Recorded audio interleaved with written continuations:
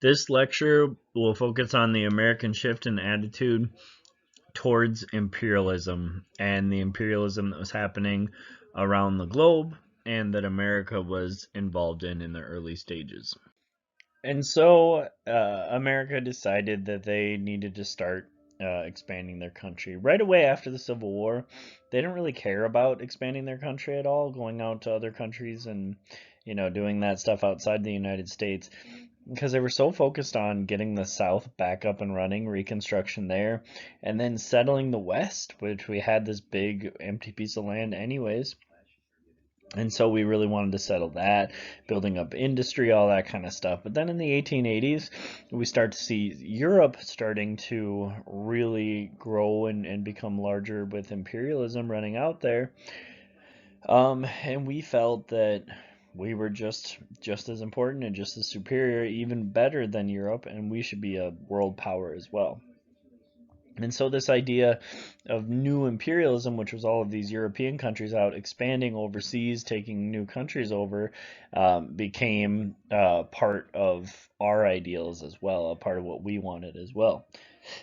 Imperialism, just defined, is when one strong nation controls another nation through economic and political domination.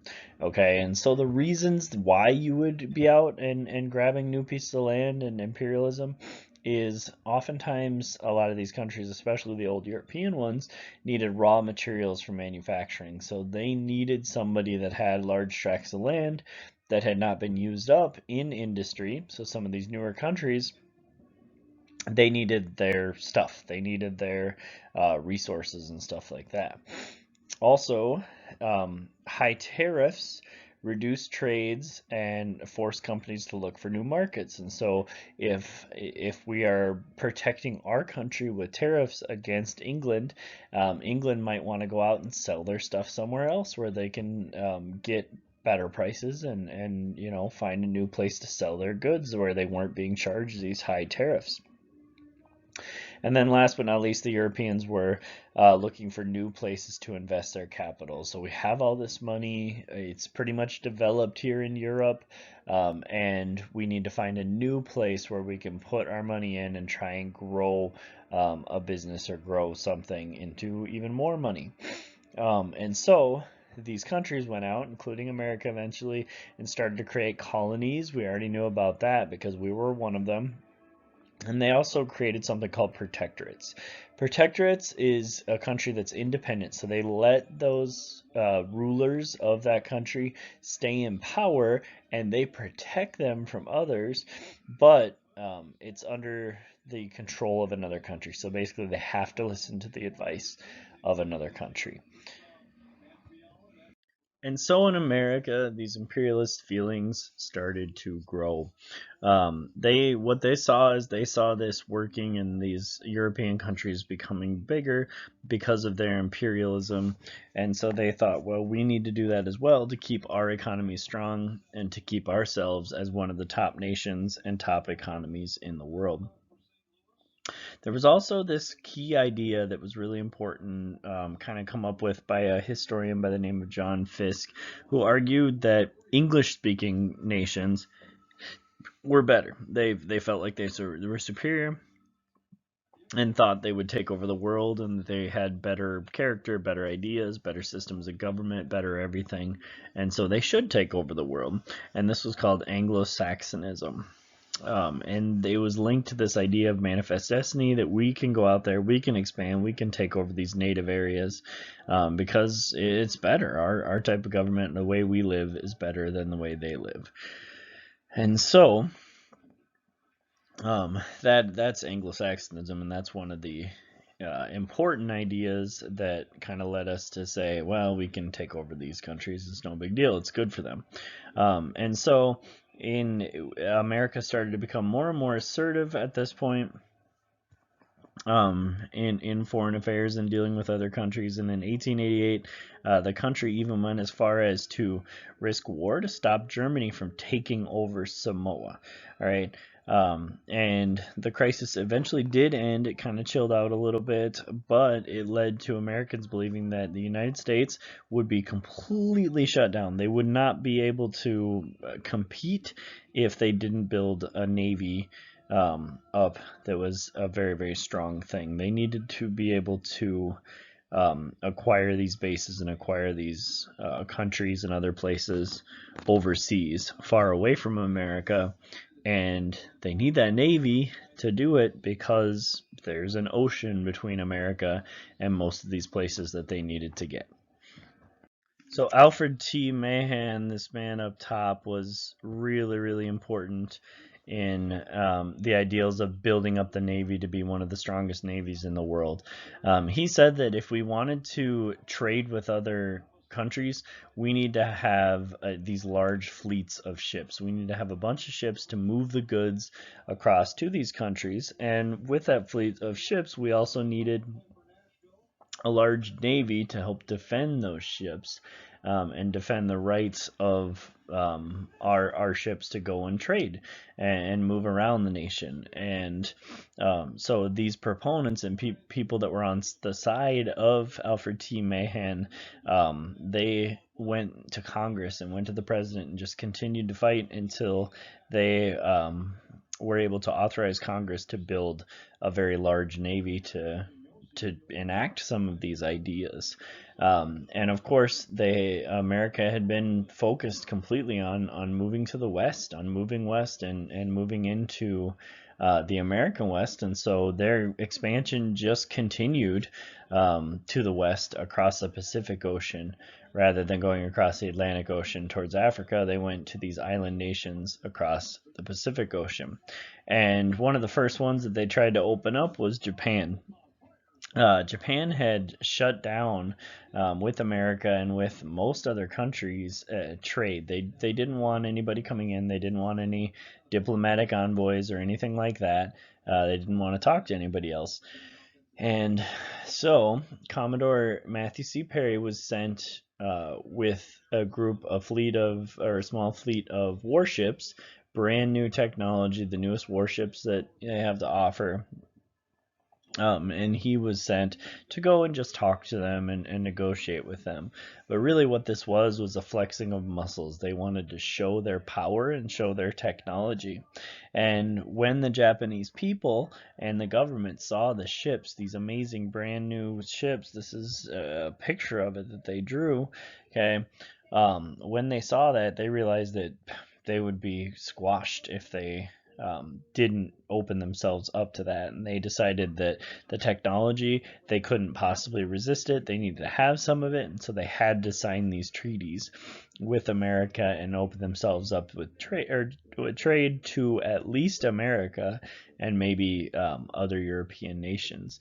And so the treaties that they signed ended up giving the United States trading rights at two different Japanese ports to be able to trade a little bit with Japan. Take a minute to write out the answer to checkpoint number 1. So a couple of different countries ended up being annexed as part of this Pacific expansion. These were Samoa and Hawaii, and the need for these bases along the way to the Pacific Island countries and the Pacific countries like Japan, refueling stations and things like that, were really important. And so they needed some of these bays, and they needed these refuel ports. And so Pago Pago in Samoa was a great harbor to do this, one that kind of fit the bill. It was at a good spot. It was nice and deep. Any of the ships could go in there and get fueled back up with the steamships with the coal that they needed to fire up these ships and keep them moving. And so this was in Samoa that they had just nearly fought a war over to keep independent from Germany. And what they did is they signed treaties and negotiated with Germany to split the land of Samoa into American Samoa, and then is Samoa, which is essentially German Samoa. Okay, and so split that island nation between the two countries. But more importantly was Hawaii. Hawaii fit the same bills, did a lot of the same things, but it was kind of this perfect halfway point between Asia and the United States, and sugarcane planters came in and found from America and saw that this was a great place to grow sugarcane. And so what they ended up doing was to help Hawaii out of a economic depression or recession at this point. They decided that they would open up sugarcane to no tariffs, so they wouldn't cost any tariffs to sell it in the United States. They were trying to help them out in a lot of different ways, actually, but they especially wanted Hawaii to decide to come to America for help and not to come to some of these European nations like Britain or France or whoever else. Okay, and so they gave them this, and what they wanted and kind of demanded was exclusive access to Pearl Harbor to set up a Navy base there. America wanted to set up their own Navy base there. Eventually, the sugar planters just started taking the American sugar planters started taking more and more power in Hawaii, and they eventually forced the Hawaiian king to write up a new constitution and accept it that limited his power a lot. Okay, and so a lot of these people wanted it to become part of the United States, the planters especially, but after his daughter ascended to the throne, Queen Liliuokalani, she tried to take back the power of the Hawaiian monarchy. But the planters and then the U.S. Marines that came in and were able to attack and support the planters were able to overthrow Liliuokalani, and the United States annexed Hawaii, took it in, and took it over in 1898, and it became part of the United States. So in the 1800s, the United States was trying to get more influence in Latin America, so in South America, Mexico, those areas. And the United States was buying a lot of raw materials, a lot of the natural resources from Latin America, but Latin America was buying most of its stuff from Europe, most of their manufactured goods. But the Americans wanted to sell more to Latin America. And so they also kind of wanted to show off that they were the top power in the region and not people from Europe. And so they got together this idea of Pan-Americanism, and what they wanted to do was get the countries of Latin America together, United States and Latin America, and hold a conference in Washington, D.C. And so this idea that they should work together, they went together in a conference, and the Americans were trying to get a couple of different goals. They were trying to reduce tariffs and treat each other on both sides a little more equally in the Western Hemisphere. Try to help each other out, and what they wanted was for Europeans and European products to become less influential and less important in the area.